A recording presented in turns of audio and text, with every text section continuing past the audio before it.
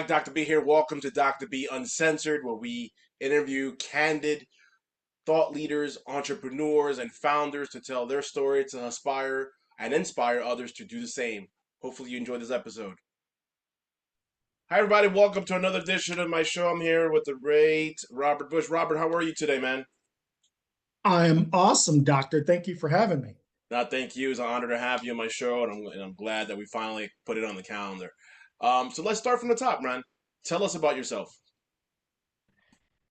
Well, this is not a long enough show to give you all the ins and outs. So I'm going to give you the As I'm easy going to as give it you could the get. I'm going to give you the cliff notes. I don't want to have your readers fall asleep on you, but I'm almost 60, small town kid from the Midwest, a little town called Centerville, which is right next to East St. Louis, Illinois.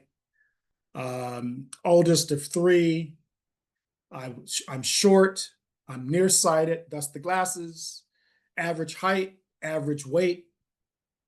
But I think above average curiosity, above average resiliency, above average values that I got from my parents and my grandparents. And that's, pretty good. Um, I went to a boys' school. I was on the east side of the Mississippi, and I would commute to high school to the west side of the Mississippi. Went to a Jesuit boys' school. Shout out to St. Louis U High. Then I went to Amherst College, president of my class and president of the rugby club, philosophy major. Went on to Johns Hopkins and studied economics and international relations, and then got my JD from University of Virginia and ended up on Wall Street and doing finance for almost 37 years.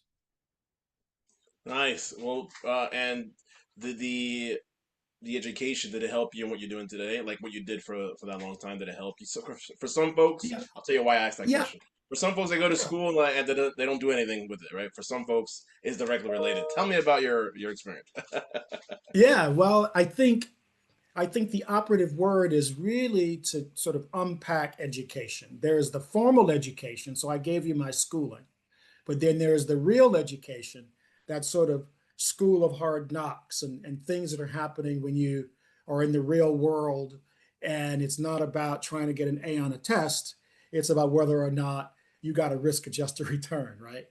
And so I will say, I remember at Amherst, I studied philosophy.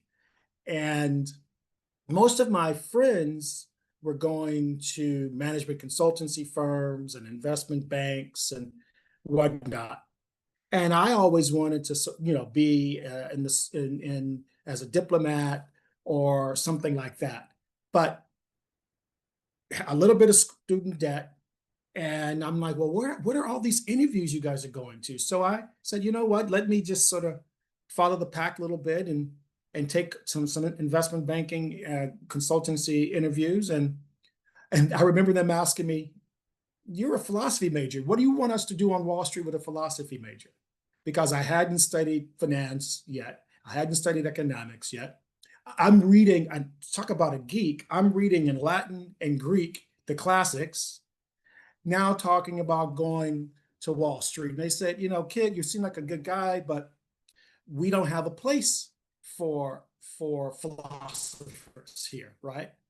And I said, sir, I chose philosophy because I'll never get another chance really to study that sort of thing. I was a good student. I learned how to think. That's one of the benefits of philosophy, and going to a place like an Amherst College is the liberal arts education really gives you this framework of being able to assimilate, process information, etc. And I believe that with a little bit of hard work, I can learn the other stuff. So they said, well, it's highly competitive. We're going to put you in sales since it seems like you know how to communicate well. You seem to be a nice kid. And I said, no, sir, I'm not going to sales. I want to learn mergers and acquisitions. And they're like, there is no way, kid. We're going to put you in an M&A group. And I said, well, let me fail. Put me in and let's see what happens. And so I got my job on Wall Street doing mergers and acquisitions. And it bust my butt, doctor, because I didn't know anything, right? And 70-hour weeks, 80-hour weeks, 90-hour weeks. Sometimes I would not go home at all. I had a fresh shirt in the drawer, go into the bathroom, put on a fresh shirt, kept it moving. But again, average height, average weight, but above average curiosity. And I wanted to understand this new language with these numbers and these spreadsheets, et cetera. And we did that, and we worked very hard to do that. So that's the kind of learning, the kind of education that you don't get in academia, but it really was the kind of thing that really supported everything else I do, because I learned about, cost of capital, and I learned about fair value, and I learned about informational asymmetry, and I learned about all these things. You know, the first major project I was put on was RJR Nabisco, which at the time was the largest leverage buyout in the history of the United States. And I'm one of the analysts on that deal. And I remember after, I don't know, 4 or 5 days of just really sort of plowing through all of this, I had what I thought was the answer. And I said, this deal doesn't work. They mean, what do you mean? I said, it doesn't work because the debt never gets paid down. And they were like, we know. We're just going to put more debt into it. And so we're not worried about the debt being paid down. We're trying to get the deal done. And so that's when I learned this concept of PICS, payment in kind.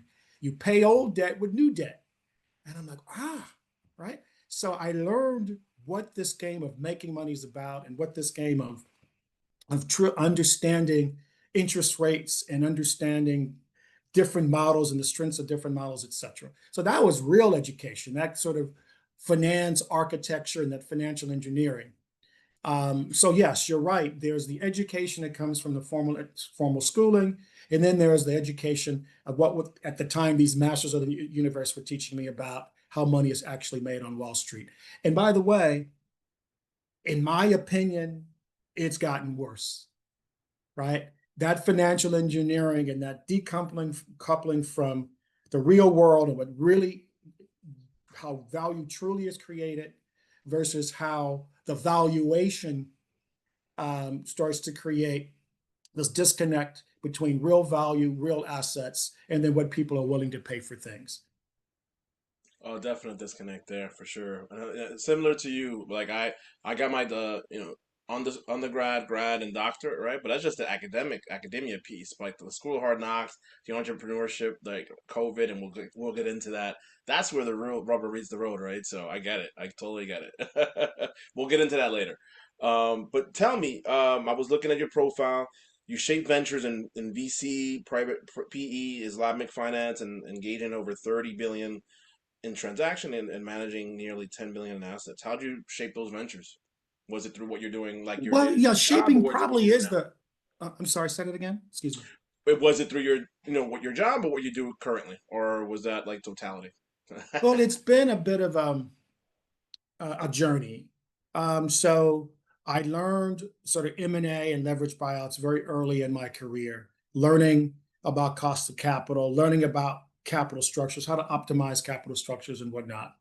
And then once you really start to understand risk and adjusted returns relative to that risk, you can take that framework and you can put it anywhere in that the stage of development of that company. So is it a startup? If it's venture, if it's PE, I end up getting engrossed in Islamic finance because I had the opportunity in the early 2000s to move to Dubai, to work for the government of Dubai as a managing director in one of the sovereign wealth related entities. And so we learned how Islamic finance and the principles there around, prohibiting interest and excessive uncertainty and, um, the role that asset backed, uh, how assets relate to valuation and the transactional nature of the in the contract, et cetera. So, but that fundamental understanding of the difference between the market value and the intrinsic or the fair value of something, you can put that in almost any context of your life, right? And so shaping is probably the right way to think about it, because at the end of the day, you're optimizing your return, you're optimizing your risk profile, you're optimizing against your cost of capital, et cetera. So they're all fundamentally the same depending on what your risk tolerances are, right? And so, yeah, we slowly learned certain things because different opportunities came to us. Um, I started a company with some friends that was very entrepreneurial. And the operational risk when you're an entrepreneur is very different than the financial risk when you're looking at some spreadsheets. But then that helped me as an entrepreneur become a better venture capitalist. And as those companies started to grow in VC, then they started getting larger and they started being, larger institutions, et cetera, want to invest in them after they've gotten to a certain, valuation or whatever. Then the PE guys kick in, et cetera. So if you sort of think of risk and return as this river that goes from this little pond to a lake to an ocean, there's similar and dissimilar kinds of characteristics, and my job, and as we're looking at things, to try to figure out where in the risk spectrum um, the opportunity is, and use methodologies that are appropriate for the type of opportunity that is being offered. I love you said something as you were chatting, as you was talking. Well, one thing they look at a spreadsheet, right? For risk tolerance, right? For when you have a W-2. But another thing is when it's your baby, right? So you was able to leverage those two things and really, to your advantage, right? Because it's totally Oh, different. absolutely. I don't practice law formally anymore, but we live in a rule of law and the contract matters. And are the terms clear? Are the terms ambiguous? You touched very briefly about COVID. How many contracts failed because no contract had anticipated the whole world shutting down? We had never seen anything like that in modern history, right? You might have to go back to like the bubonic plague and things like this to actually find something like that, right? And so understanding the legal aspects of contracts, understanding the reputational aspects of the parties that you're dealing with, et cetera, right?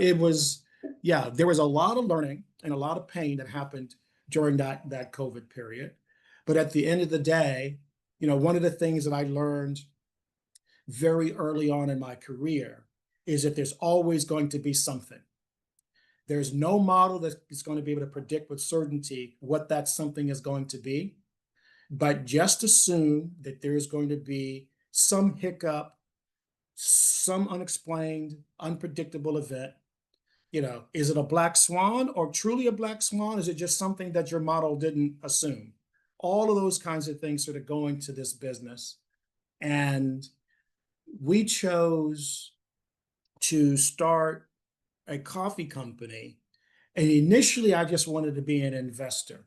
And because of COVID, we needed to really roll up our sleeves to get involved in this. And so maybe we'll touch upon that a little bit later. But the idea of whether it's VC or PE, you've got to understand, the playing field that you're in, the different levers that go into creating value and responding accordingly. I love that. I love that. Actually, that's my next question. You segued it without us even realizing. Tell me a little bit about Mutombo Coffee. How did that begin? Tell me about the origins of that. I always like hearing the beginning. Yeah, of course. So about 5 years ago, I was living in Dubai. I had moved to Dubai in the early 2000s, as I had mentioned, to work with the government of Dubai.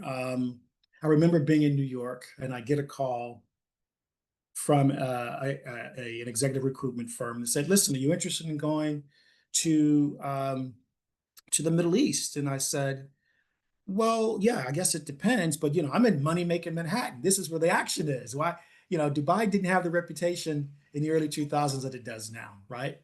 But again, above average curiosity, right? I don't claim to have other things, but I certainly think I do have that." And so I said, "Well, tell me more about it."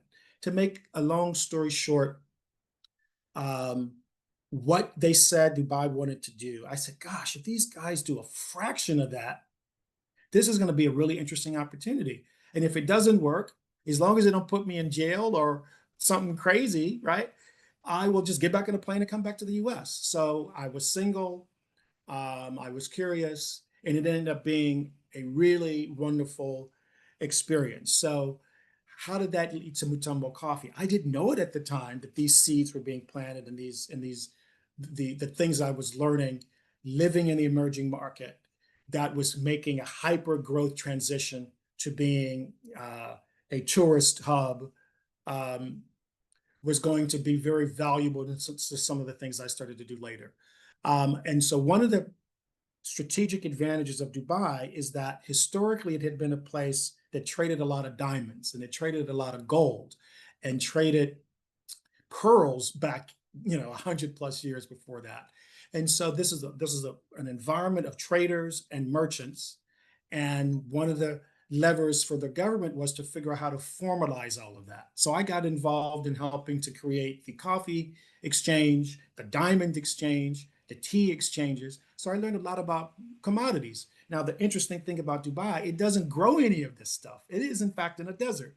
So understanding the ties to Africa, understanding the ties to Europe, understanding the ties to Belgium on the diamond side, etc. All of that came to help me as we then started thinking about entrepreneurial things. So 5 years ago, I'm in Dubai, um, and an old friend, old relationship of mine back when I was a teenager, Dikembe Mutombo, went to Georgetown with my little sister.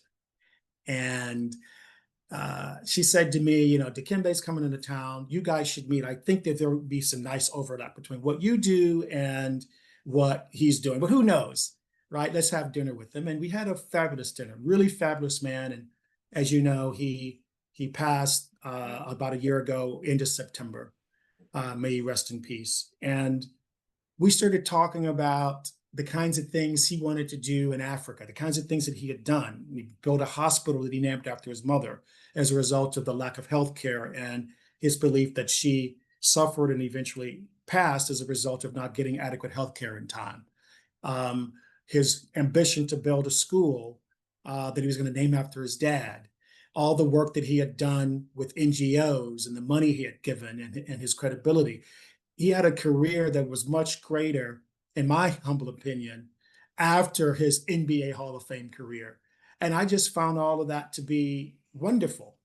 And I said, well, I think there's some things that we can do together because I've been working in Africa and working in these other markets around commodities.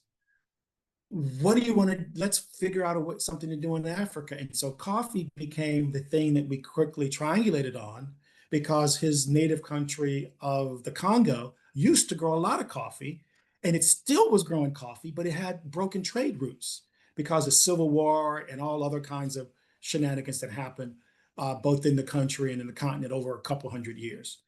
And so we started with coffee because I said, well, you don't want to be the Midas king, do you want to be? Because Africa's got everything, right? It's got gold, it's got diamonds, it's got all kinds of stuff.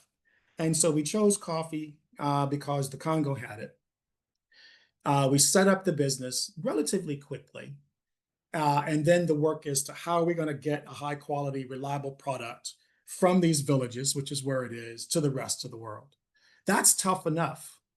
But then when you add COVID, so the first thing we did, so we started the business 5 years ago during the summer. October, there's a bubble. We were going to do a lot more with the NBA and some partnerships and stuff, but no one's going to any games, right? They're all in Orlando in the bubble. And so what we were born out of having to create a model that out of the gate needed to have shock absorbers, right? And so Africa is tough to begin with, but then you've got COVID in Africa, and then you've got no market to sell into. So we quickly realized that we were going to have to sort of adjust our ambition, adjust how we were going to go to market, and really think about infrastructure and supply chains and logistics and fulfillment and quality control. And all of those things we did during COVID. And now that COVID is over, we're now better placed and are able to do much better than we would have because we had to spend more time on the hard stuff first. And so in a way, COVID was a blessing for us. You hear these phrases, right, which are, build businesses in recessions. And some interesting opportunities came up during COVID because many of the coffee roasters were not doing nearly the business that they were before. So now we're looking for a coffee roaster. These guys take our calls because they're not as busy as they used to be. That was a blessing for us. If they were really going gangbusters, why would they want to deal with a startup? Their concern was, are we going to stick around? Because it takes time to build that relationship, right? It takes time to figure out how you're going to work together, et cetera. And I said it then, and I still mean it. We're not going anywhere, right? And so COVID gave us an opportunity to make new friends, to focus on the fundamentals of what it's going to take to create a shock proof or at least a shock resistant business. Um, and then, so we got that right. And then we got cancer. My partner got cancer. For a couple of years, he struggled with that. And then in that third year, he finally passed. So the things that I had as a little kid of being resilient and curious were really what helped us move this company forward. So I went from this going to be an investment in my portfolio to rolling up my sleeves to taking over operational control, building out a team, etc. And the motive behind all of it at the end of the day was never to make money, because if it was just to make money, we would have shuttered this thing long ago. The motive was to create social impact. The motive was to come up with a model that was more about commerce and not charity. I'm not interested in writing checks to people and then they have to rely on the next check. I'm interested in creating frameworks and methodologies so that they can feed themselves. And that's really the purpose of Mutombo Coffee, is can we create a model that will allow farmers in these small communities, in these villages, to have a way, if they can cultivate and harvest a great product that the world wants, for us to figure out how to get it to your cup, to my cup, to cups and restaurants and arenas and supermarkets all over the world. And so that's the journey that we're on. But it was really motivated because we wanted to serve and help, not because we were thinking we were going to make a quick buck. I love that. I love that. Rest in peace, man. Dikembe Mutombo. But you triggered my next thought. So, what did business teach you and didn't teach you about social impact? A lot of people, they're in business to make money, but expand a little bit about that, the social aspect, social impact aspect. Yeah, I'll tell you, it's there's a lot of virtue signaling out here, Doc. If you really care about a mission when it gets tough. I spend a lot of time with soldiers. Um, uh, some of our best customers are military men. Some of our customers that drink our coffee and our stroop waffles are in the service. So I spend a lot of time with service guys, and anyone can hit a mission when it's easy. And so you've got people who want to help and would buy your product, but man, that buy one, get one sale, that's looking pretty good right now. That 50% off, that's looking pretty good right now. But in the coffee space, the cheaper your coffee is, the more likely there was someone at the beginning of that supply chain who can't eat, who can't make a living, who can't make their tuition payments for their kids, etc. So there is this disconnect between me wanting to help and willing to sacrifice that extra 5 cents a cup to help, right? Um, so there's the virtue signaling guys who really are just trying to, it's just a marketing ploy. Then there's the true customer that wants to help, but then they could get confused when they go on the e-commerce platforms and all these different bells and whistles are popping up saying, try this and try that. And they forget, I had some customers say to me, Bob, we put Mutombo Coffee in Amazon and then we can't find you. And the reason why you can't find us is because there's 6 or 7 other companies that have paid advertising to be above us. Then there's the coffee companies that are mining the data to be cheaper than us. Then there's Amazon's own product that they're flashing to make you buy theirs because they get better margins from theirs or whatever, right?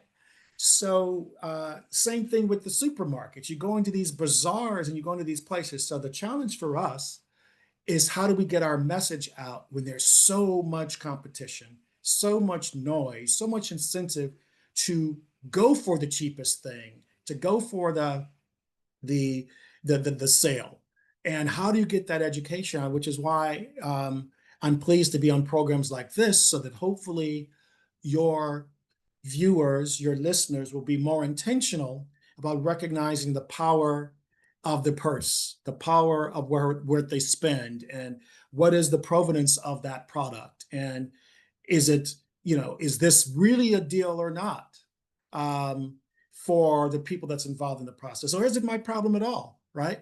I get it. At the end of the day, inflation, prices is going up. Man, I'm trying to figure out how to take care of my family. I don't know about this family in a country that I can't pronounce, that I'll never visit. So I get the realities of consumer spending, et cetera.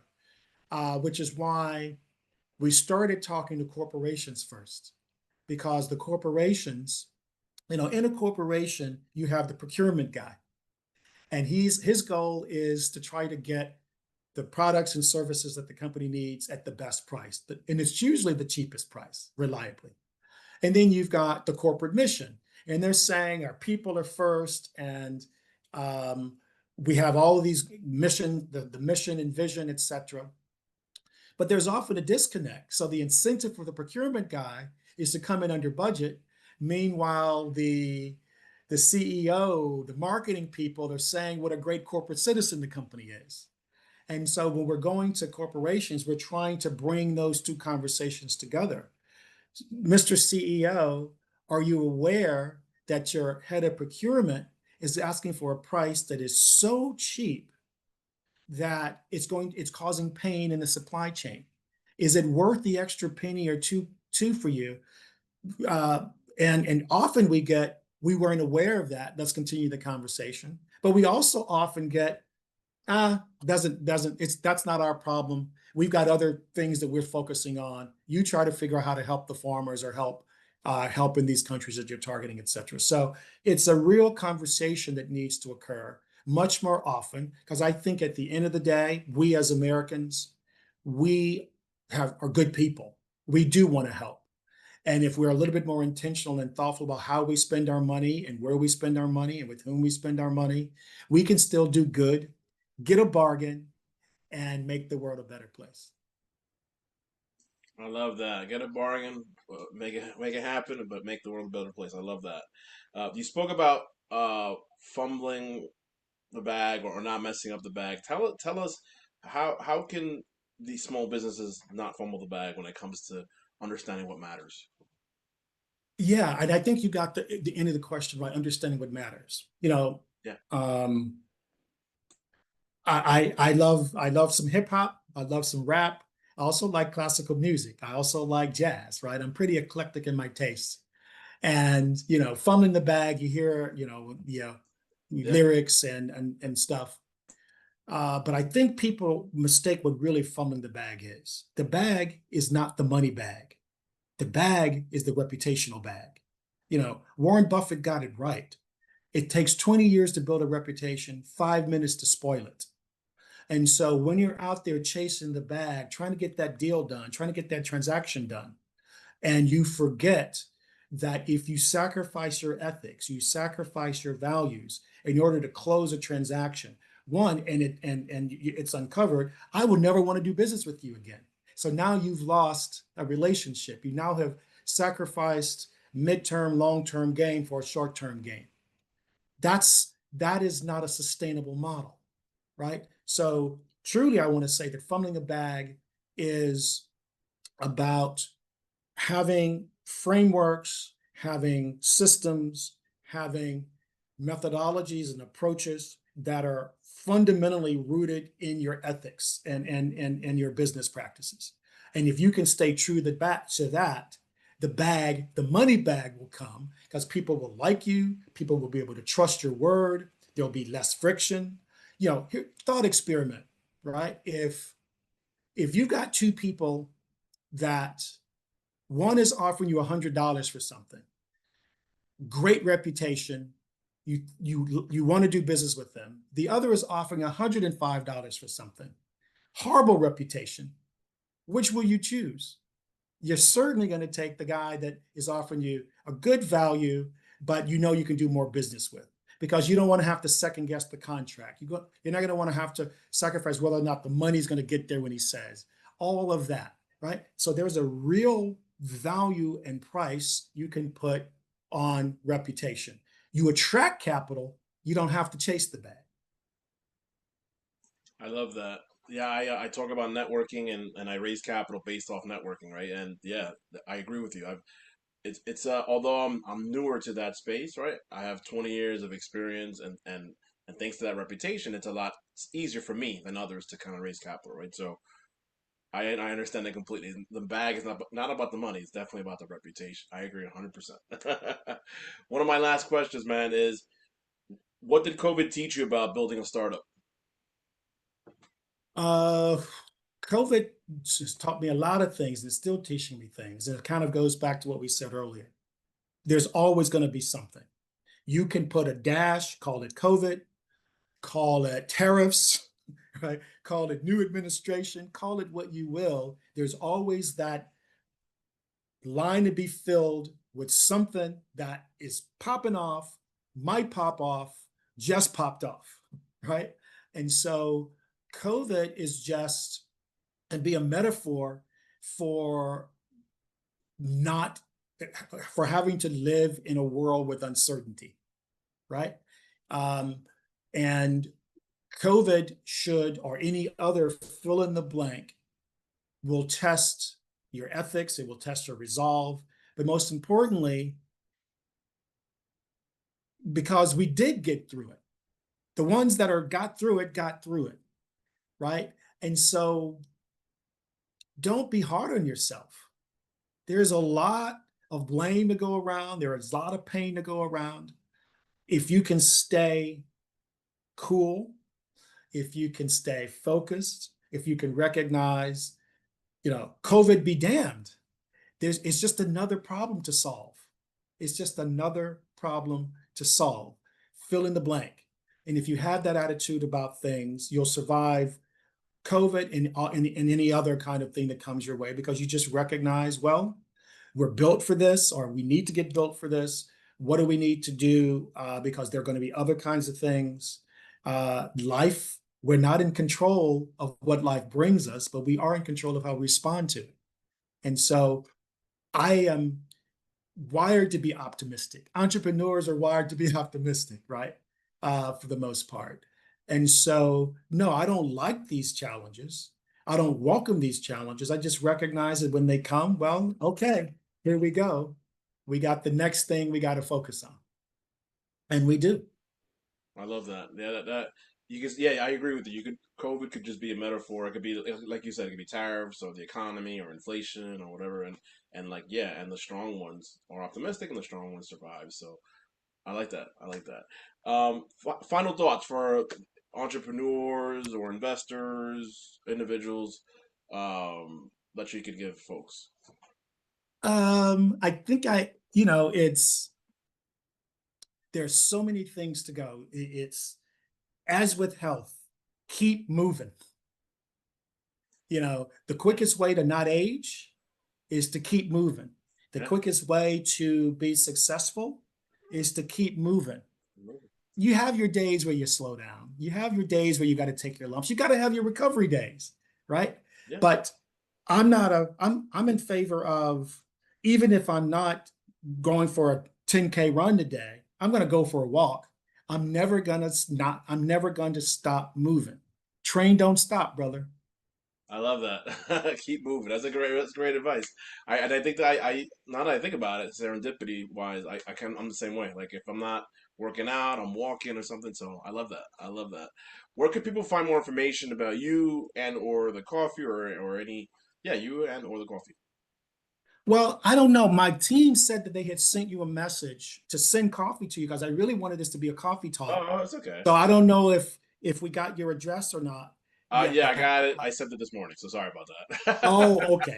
So unfortunately, because I had my coffee with me, Oh and man, with I'm drinking what juice, unfortunately. you got. Okay, so next time we get together, and, Yep, and and once you get it, send me a picture with yep. you holding it, having some coffee. Love to promote it. Obviously, promote what the good work that you're trying to do. Thank you. So our website is mutombocoffee.com, Mutombo coffee.com. We're also offering a VIP code for your listeners, and maybe you can also put it in your liner Description. notes Yeah, once you absolutely. publish.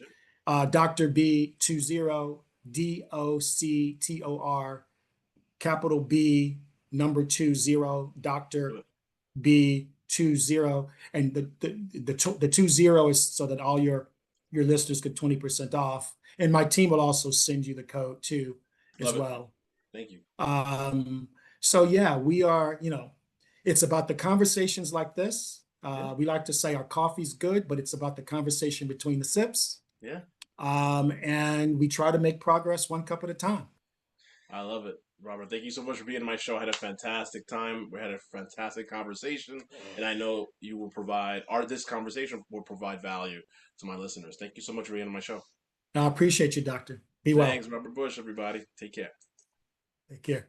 Hi, everybody. Dr. B here, Dr. B Uncensored. Hopefully, you enjoyed that episode. Remember, you are one big deal away. Please like, comment, and subscribe to the YouTube channel now. Take care.